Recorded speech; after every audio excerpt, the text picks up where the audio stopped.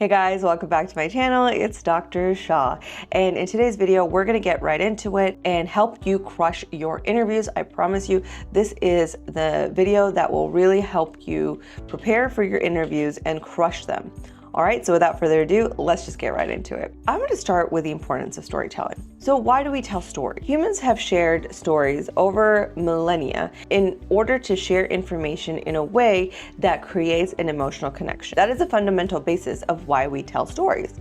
As it pertains to your interview, a lot of times the first question that people tend to ask during these interviews is, tell me about yourself.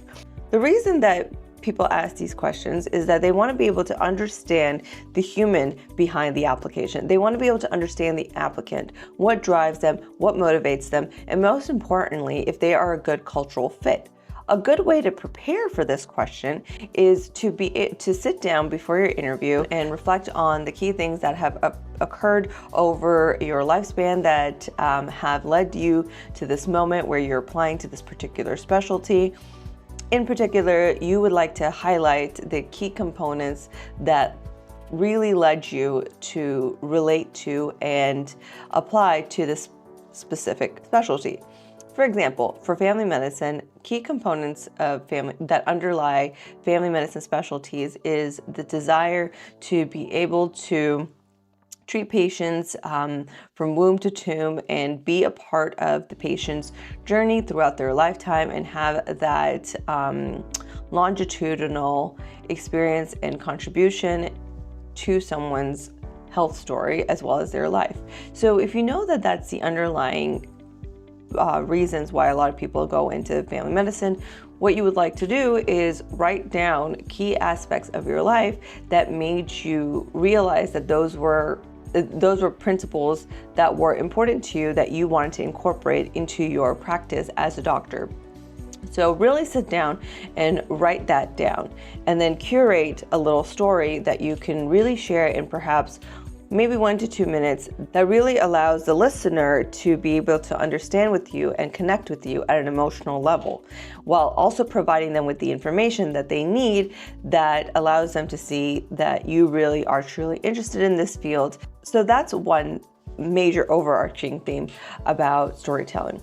So how do you be a good storyteller? Because not only is it important for you to be able to consolidate this information and distill it into an understandable format, you need to be able to convey it in a way that allows people to connect with you. First being, you want to know your audience. As I mentioned earlier, you want to know what is important to your audience, what kind of principles guides that specialty or that program that really emphasizes the importance of primary care, global health, underserved population. You really want to be able to share your story in the lens of those guiding principles so that you are able to connect with your audience. The second important thing is you want to have a clear goal of your story. When it comes to interviews, the overall goal of your story is to be able to connect with the interviewer and share your story in a way that provides the interviewer with information that they need in order to evaluate if you are a good fit for the program. So have that clearly in mind and make sure to adapt this goal if, let's say, and you know what happens, that people, if you're, let's say, applying to different specialties, and of course you have interviews at a lot of different programs, you want to understand based on the program that you're applying to, depending on the field that you're applying into, that you understand the mission statement of that field, of that program, so that you have a clear goal and a purpose when you are telling the story. Number 3, use a hook to capture attention. Now that doesn't necessarily always have to be something like crazy that like really just, you know, is in someone's face, and quite frankly that might not be the most professional thing to do, but that could just be something just something a little bit more engaging, have a smile, just try to capture their attention and connect to them. Number 4, practice often. So while you may not want to sound like you memorize the entire answer, you would like to practice often so you know exactly what you're going to say. A good way to do this and to avoid sounding like you just memorized everything is to have bullet points ready in your mind so that you know that you're going to hit all these bullet points and the order in which you're going to hit them, so that you know that you've covered all the bases so that you can relate and provide the pertinent information to your audience. Number 5, you want to be clear and concise. So when I say in general, you would like to answer this question in perhaps 1 to 2 minutes. You don't want to go over the top. You don't want to go on and bore the interviewer. You want to just be able to be short, to the point, and be concise. Number 6, the next most important thing is body language. So body language is extremely important when trying to be a good storyteller. You want to appear engaged, you want to make direct eye contact so that it draws the listener into what you're saying, and it just allows the listener to pay a little bit more attention, lean in a little bit, just very slightly. You don't want to be over the top, leaning in all up in their face, but you want to just convey interest and engagement. So make sure your body language connects with the emotion that you're trying to convey. Number 7, ask for feedback. Asking for feedback is one of the best ways to become even better as a storyteller, and in general, getting better at answering questions. This kind of goes back to point number 4, which is practice often, but as you want to have meaningful practice. So if you can, try to practice with a friend or someone that can help you with these interviews so that you can obtain feedback on your body language, on the way that you're carrying yourself, so that you have an outsider's perspective on the changes that you need to make in order to deliver a more effective story. All right, so here's an example. So this is something that, it's been a little bit of time, it's been a while, so forgive me for that, but this is generally the type of answer that I would have given when I was asked, tell me about yourself. So I would say, hi, my name is Zeel Shah. I'm really excited to be here. Thank you so much for having me. I'm Canadian. I originally grew up in Toronto, Canada, and then decided to go to the Caribbean. While I was completing medical school in St. Martin, I had the opportunity to really engage with the local culture and was part of a group of people that created the first ever community health fair. And I think that's where my love for providing healthcare in underserved populations and smaller populations in general really came from, because I just love seeing them around the island and knowing that I actually made a difference in their life and being able to follow up and seeing the results of that. That is where originally the seed was planted for my love for rural populations.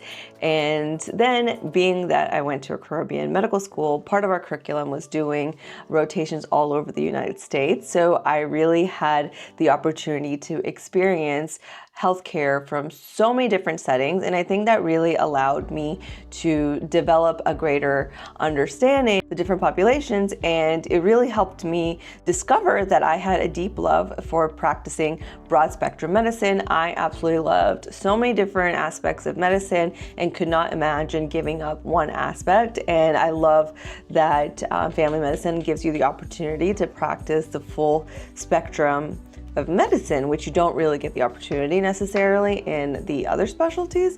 So those experiences all over the United States really helped me cement that love that I had initially discovered on the island of St. Martin. And I really enjoy traveling and experiencing different cultures and different foods. So I'm really excited to hopefully be able to incorporate global medicine into my future aspirations as a physician.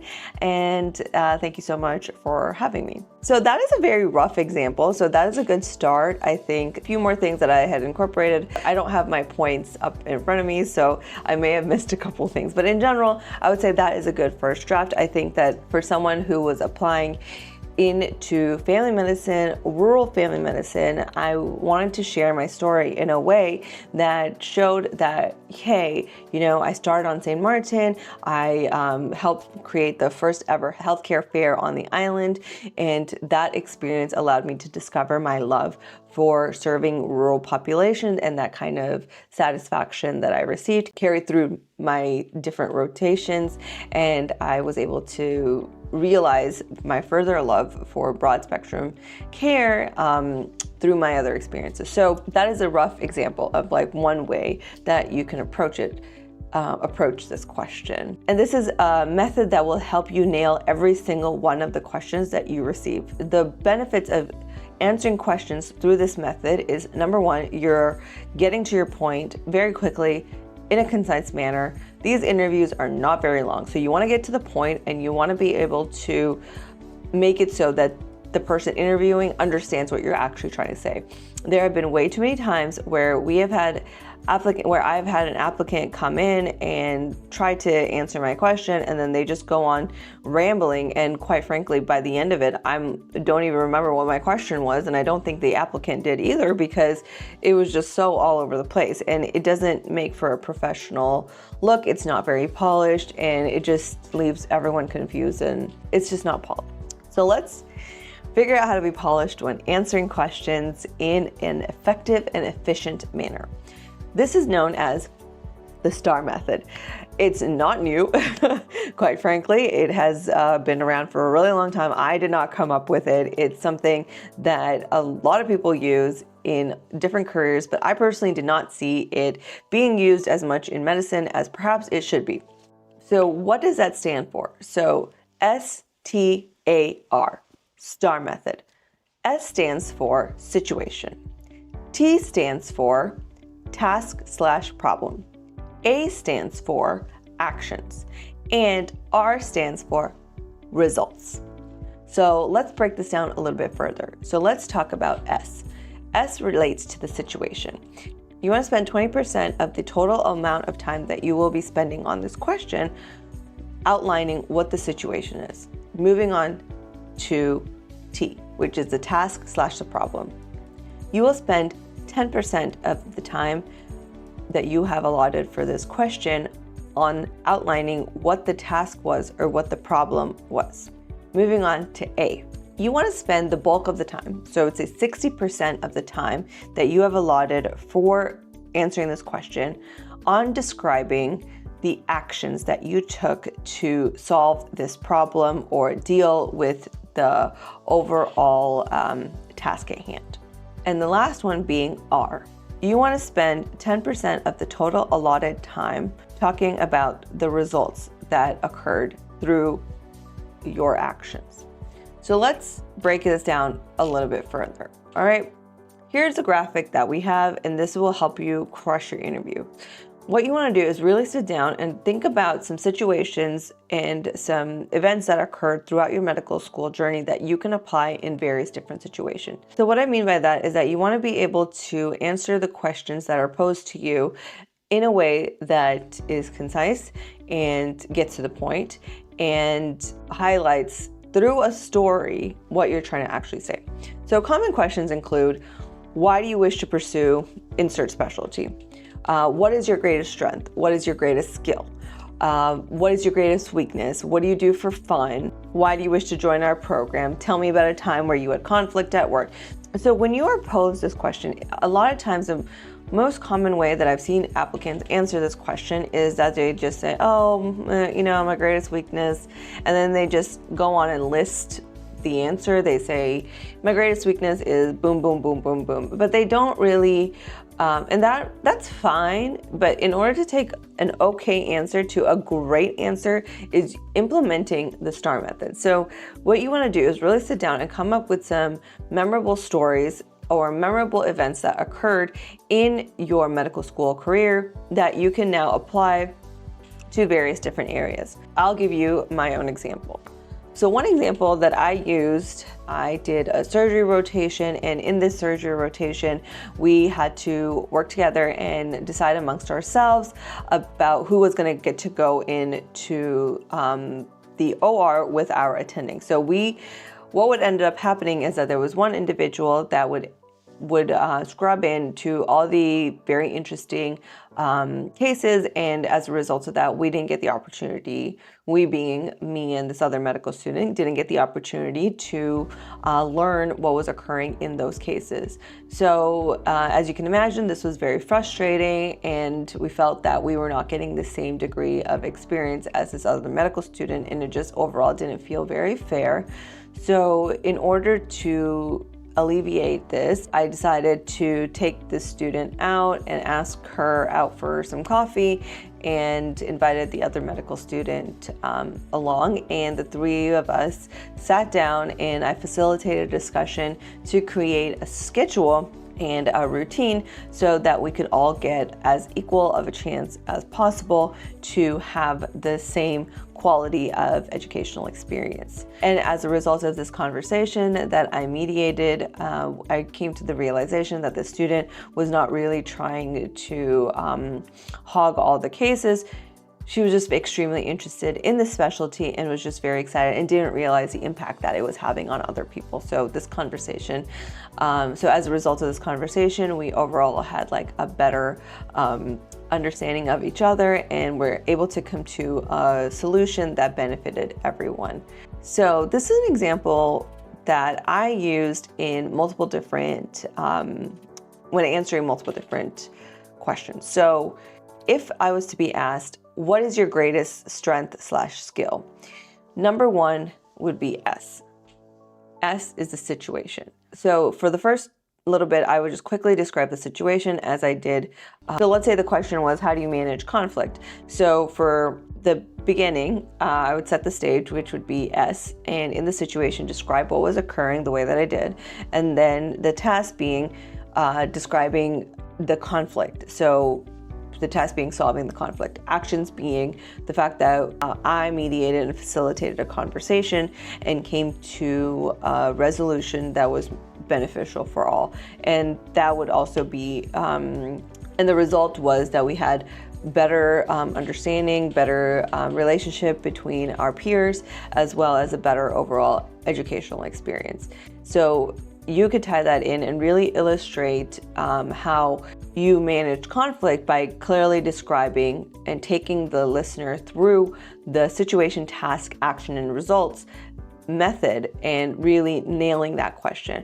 You can also, I could have also used the same situation when answering what is your greatest strength, and you can say, you can use the exact same example and then just say, just answer the question. My greatest strength is creating connections between the people that I work with, empathy, other ones, I'm great at conflict resolution. So you can use the same situation and answer different questions. Another question you can answer, how do you deal with difficult coworkers? Which is kind of similar to how do you deal with conflict at work, but again, you can be asked the same question in different ways, so that's another way. So in that way, you can come up with one situation that can be used in multiple different ways to answer different questions.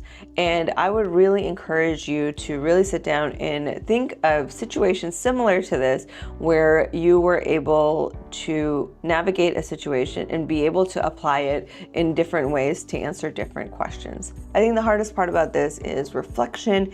While it may be, it might sound a little easy, it can be difficult to just sit down and write down experiences. But I would really encourage you to do that because it really will take your answers to the next level and help you come off as someone who's more articulate, that's more polished, that is organized and efficient in their manner of answering questions. So in order to help you with that, please go down to the description box and download my free template to help you nail the STAR method and nail your interviews. Now, best of luck to everyone, and I really hope that you do well this season. Good luck.